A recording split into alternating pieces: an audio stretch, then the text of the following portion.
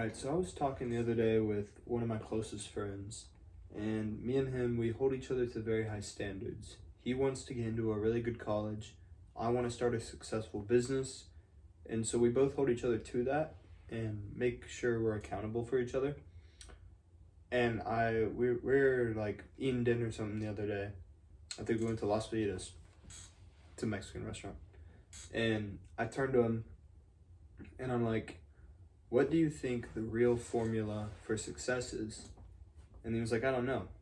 And so over these past couple months starting my own business, I've learned that consistency is really key. Consistency is key in everything. And so I tell him consistency equals success. Like, that's the formula. And then he looks at me, and he's really, really smart guy. He looks at me and he goes, well, I don't think that's true.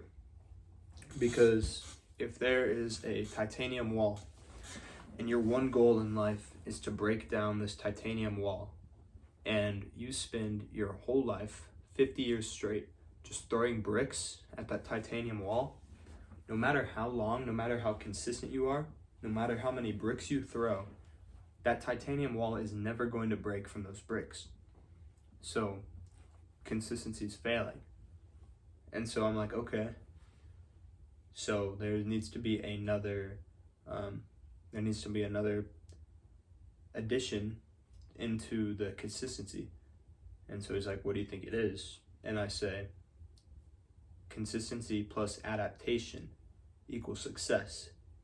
And then I go on to say something like, you're throwing these bricks at this titanium wall. Before long, you'll realize it's not going to work. You'll recognize a pattern.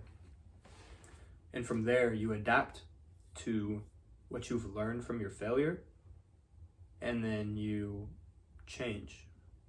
So if the bricks aren't working, you switch to bombs, and you switch to a flamethrower, you know?